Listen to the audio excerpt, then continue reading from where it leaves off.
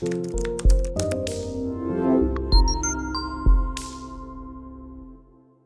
My friends, आज एक ऐसे डिजीज़ के बारे में बात करेंगे जो बहुत रेयर है, और मैं बहुत रेयर डिजीज़ के बारे में अक्सर बात करता हूं, जैसे आईटीपी, सार्कोइडोसिस, अल्सरेटिव कोलाइटिस। और आज मेरे साथ हैं बलराम जी, और बलराम जी बेसेट डिजीज़ जो है उससे सफ़र कर रहे थे। और बेसेट डिजीज़ भी एक वेरी रेयर इम्यून डिसरेगुलेशन का सिंड्रोम है, जिसमें क्या होता है, वेस्कुलाइटिस भी बोलते हैं इसको। थोड़ा जेनेटिकली भी होता है, पर इसमें क्या होता है, जो हमारे ब्लड वेसल्स होते हैं ना, उसमें इन्फ्लामेशन हो जाती है। उससे क्या होता है, मुंह में छाले होना और जॉइंट्स में भी दर्दे होना, ये सब चीज़ें बेसेट डिजीज़ में होते हैं। तो बलराम जी फिर मेरे पास आए थे। तो कब आए थे बलराम जी मेरे पास? डॉक्टर साहब नमस्कार। नमस्कार जी। मैं आपके पास लगभग 1 साल पहले मैं आपके पास यहाँ आया था, और आपसे ट्रीटमेंट के बाद काफ़ी हद तक आराम है। काफ़ी हद तक आराम, लगभग परसेंटेज में बोलें तो कितने? हाँ, 70%, 60-70 से प्लस में ही आप, 70 हाँ, प्लस में आप इसको मान के चलें। और तो उस समय क्या सिम्टम्स क्या थे आपको जब आप मेरे पास आए थे साल पहले? मेरे को उस समय सिम्टम्स थे, माउथ के अंदर छाले थे, और कुछ जीभ पे भी कहीं ना कहीं छाला था। अच्छा जी, सिर्फ यही सिम्टम थे? कोई जोड़ों में दर्द हाँ, या कोई इस तरह से? नहीं, वो उस समय नहीं था, परंतु बाद में कहीं ना कहीं वो बाद में अपीयर हो गया ड्यूरिंग ट्रीटमेंट। बट उसमें भी मुझे अब काफ़ी आराम आ रहा है, उसमें भी रिलीफ आ रहा है। हाँ। तो आप वैसे क्या काम करते हैं कुरुक्षेत्र में? मैं टीचिंग डिपार्टमेंट में हूँ। अच्छा। स्कूल कैडर में लेक्चरर हूँ। स्कूल में पढ़ाते हैं।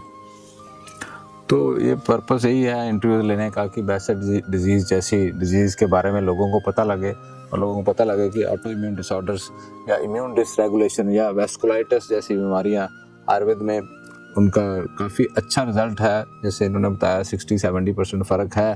तो वेस्कुलाइटिस आयुर्वेद में तो पित्त प्रधान रोग बोला गया, कि पित्त मतलब जो गर्म चीज़ें ज़्यादा खाने से हमारा इम्यून सिस्टम डिस्टर्ब हो जाता है।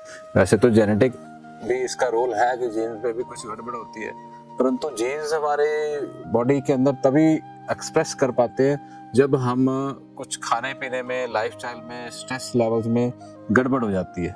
जब स्ट्रेस ज़्यादा हो और लाइफस्टाइल गड़बड़ हो, स्लीप ठीक ना हो, और खाने पीने में डिसरेगुलेशन हो, ज़्यादा स्पाइसी खाना खाते हैं, अगर आप ज़्यादा एक ही तरह का फूड खाते हैं, तो आपको वो जीन्स भी जो है वो बाहर तभी निकल पाते हैं। नहीं तो जीन्स जेनेटिक डिसऑर्डर, अगर आपके पिताजी को शुगर थी या पिताजी को ब्लड प्रेशर था, तो इसका मतलब ये नहीं कि आपको भी होगा, परंतु शुगर है तो जेनेटिक भी। तो अगर आप वैसा ही लाइफस्टाइल लीड करेंगे तो जीन्स जो है जल्दी एक्सप्रेस कर जाते हैं। ऐसे ही बेसेट डिजीज के साथ है, थोड़ा जेनेटिक डिसऑर्डर तो होता है, परंतु तभी एक्सप्रेस हो पाता है जब पित्त बढ़ जाए। तो अगर हम देखें तो प्रकृति आपकी जो है वो पित्त कफज प्रकृति है, तो हम आयुर्वेद में देख करके पता कर लेते हैं जी।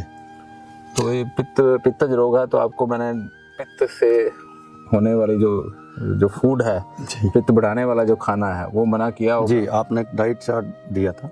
अच्छा। जो डाइट चार्ट था उसको फॉलो कहीं ना कहीं पूरा का पूरा फॉलो करने का प्रयास किया गया। अच्छा। और जो बेसेट था उसका कहीं ना कहीं इफेक्ट जो है आईज पे भी था।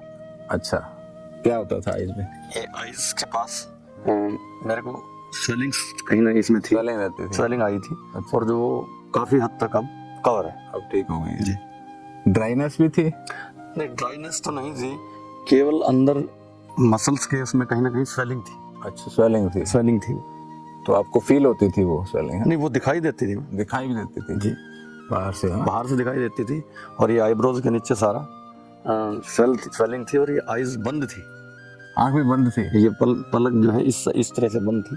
और वो जो मेडिसिन यहाँ से चली तो उसमें काफी आराम आया। चलो, फिर तो बहुत बड़ी अचीवमेंट है हमारी। कहीं ना कहीं आयुर्वेद की अचीवमेंट है ना। आयुर्वेद की दवाइयाँ बिल्कुल अच्छा काम करती है, कि वो एक टाइम जरूर लेती हैं, परंतु उनका इफेक्ट्स जो है वो नजर आता है। बातें करते करते और भी बहुत सारी बातें इन्होंने बताई। वो ये थी कि ये स्टीरॉइड्स खा रहे थे, इम्यूनोसप्रेसेंट्स है ना, एजोरेन भी खा रहे थे 150 mg, बहुत ज़्यादा इम्यूनिटी सप्रेशन दवाइयाँ खा रहे थे, और अब वो बिल्कुल नहीं खा रहे हैं। और 3-4 महीने तो उसको ठीक करने में लग गए आँख को। हाँ, और एक बहुत इंटरेस्टिंग बात जो मैंने इनसे सुनी कि एक तो ग्रीन जूस रेड जूस में जो बोलता हूँ वो इन्होंने रेगुलर फॉलो किया। ग्रीन जूस में कड़ी पत्ता डाला और क्या डाला, कच्ची हल्दी, आंवला, धनिया डाला, पुदीना डाला, चुकंदर डाला और गाजर डाली, खीरा डाला। अच्छा, तो आपने ग्रीन जूस रेड जूस एक ही टाइम पे बना दिया, मिक्स कर दिया है ना। तो मैं अक्सर बोलता हूँ कि सुबह ग्रीन जूस पियो और शाम को रेड जूस पियो, परंतु इन्होंने क्या कि सब इकट्ठा कर दिया। तो इकट्ठा करके उसको पी लेते थे और उससे भी पित्त शांत हो जाता था। और एक और इंटरेस्टिंग चीज वो बताओ, आप अपने मुंह से बताओ। जो पल्प बचता है हाँ जूस के बाद, हाँ उस पल्प को एक कांच के बर्तन में हाँ किसी जार में डाल के और उसमें रख दिया जी। हाँ, तो उसको पूरा रात फर्मेंट होने दिया उसको और अल्कलाइन बना दिया, नेक्स्ट डे उसको जो है वो पी लिया, दोपहर में पी लिया, उसको छान के दोबारा से उसको पी लिया। तो बेसिकली उससे भी ये है कि आपका पित्त जो है शांत होता है। तो ये बड़ी बेसिक सी, जो भी आदमी ऑटो इम्यून डिजीज से सफ़र कर रहा है तो उसको मैं धनिया का, पालक का रस, धनिया का रस और जो भी ग्रीन चीज़ें हैं, व्हीट ग्रास का रस है ना, थोड़ा सा पुदीना भी डाल सकते हो, वो सब डाल के आप यूज़ कीजिए सुबह के टाइम।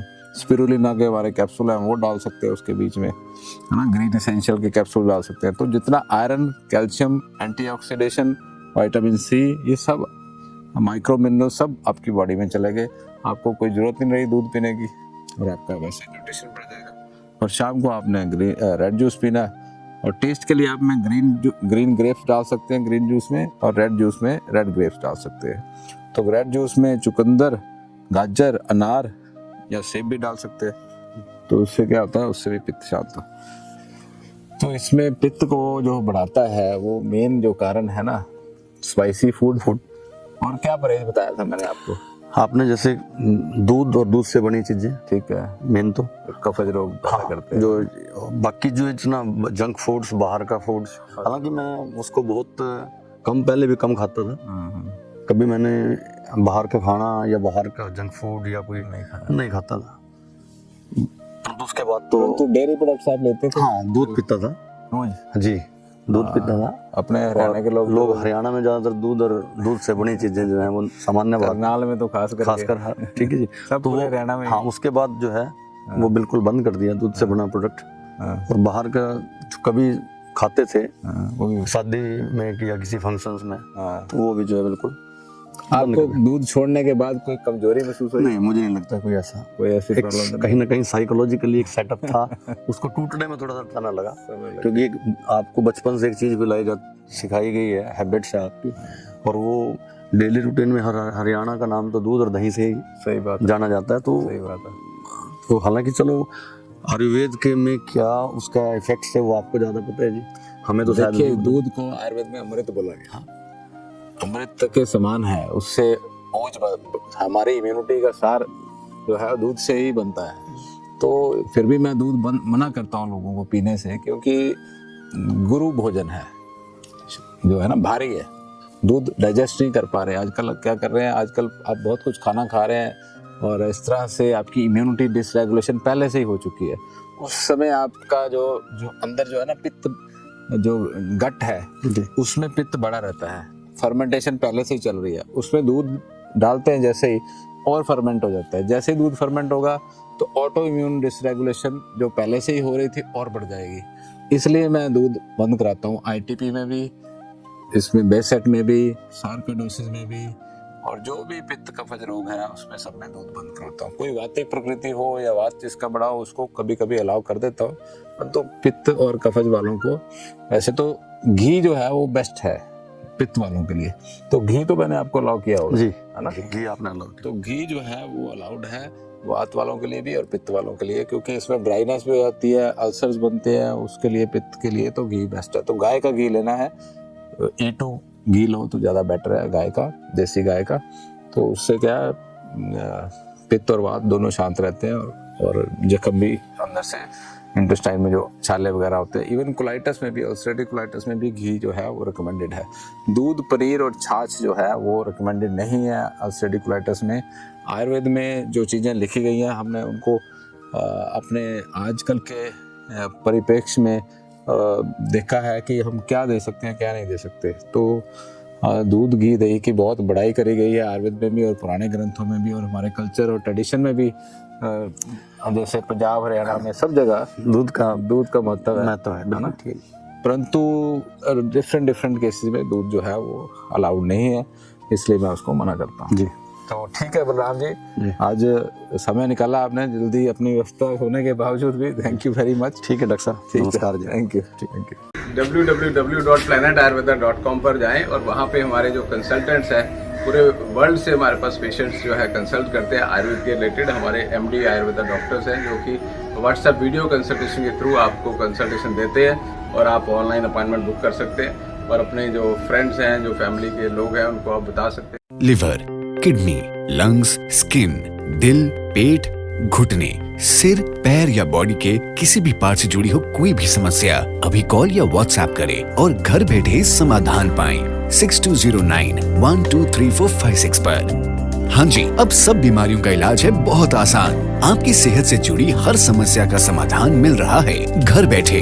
अब आप दुनिया के किसी भी कोने से टॉप प्लैनेट आयुर्वेदा एक्सपर्ट से ऑनलाइन बात करें, परामर्श लें और दवा की भी करवाएं होम डिलीवरी। हेल्थ प्रॉब्लम्स कोई भी हो, सोल्यूशन सिर्फ एक, www.planetayurveda.com। पूरे प्लैनेट की सेहत का नंबर 1 साथी।